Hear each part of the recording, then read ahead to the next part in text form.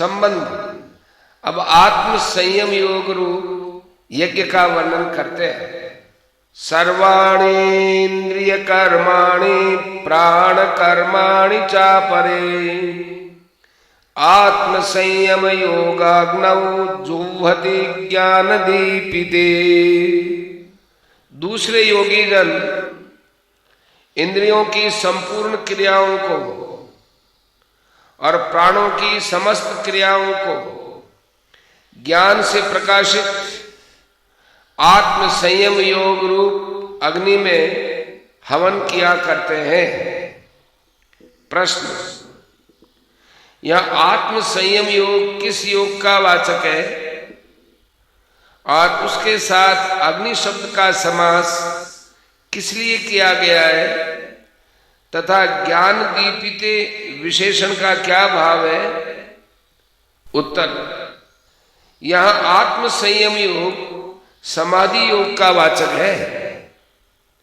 उस समाधि योग को यज्ञ का स्वरूप देने के लिए उसके साथ अग्नि शब्द का समास किया गया है तथा सुषुप्ति से समाधि की भिन्नता दिखाने के लिए, अर्थात समाधि अवस्था में विवेक विज्ञान की जागृति रहती है, शून्यता का नाम समाधि नहीं है, यह भाव दिखलाने और यज्ञ के रूपक में उस समाधि योग को प्रज्वलित अग्नि के भांति ज्ञान से प्रकाशित बतलाने के लिए ज्ञान दीपिते विशेषण का प्रयोग किया गया है।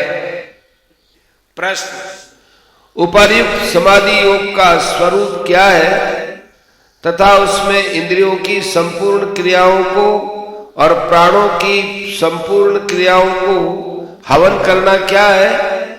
उत्तर, ध्यान योग अर्थात ध्येय में मन का निरोध दो प्रकार से होता है। एक में तो प्राणों का और इंद्रियों का निरोध करके उसके बाद मन का ध्येय वस्तु में निरोध किया जाता है, और दूसरे में पहले मन के द्वारा ध्येय का चिंतन करते करते ध्येय में मन की एकाग्रता रूप ध्यानावस्था होती है। तदनंतर मन की गाढ़ स्थिति होने पर ध्येय में मन का निरोध हो जाता है, ये समाधि अवस्था है। उस समय प्राणों की और इंद्रियों की संपूर्ण क्रिया अपने आप रुक जाती है। यहां इस दूसरे प्रकार से किए जाने वाले ध्यान योग का वर्णन है।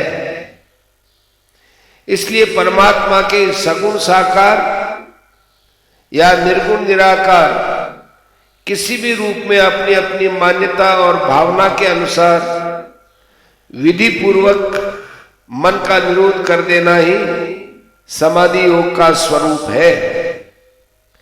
इस प्रकार के ध्यान योग में जो मनोनिग्रह पूर्वक इंद्रियों की देखना, सुनना, सूंघना, स्पर्श करना, आस्वादन करना एवं ग्रहण करना, त्याग करना, बोलना और चलना फिरना आदि तथा प्राणों की श्वास प्रश्वास और हिलना डुलना आदि समस्त क्रियाओं को विलीन करके समाधिस्थ हो जाना है, यही आत्म संयम योग रूप अग्नि में इंद्रियों की और प्राणों की समस्त क्रियाओं का हवन करना है।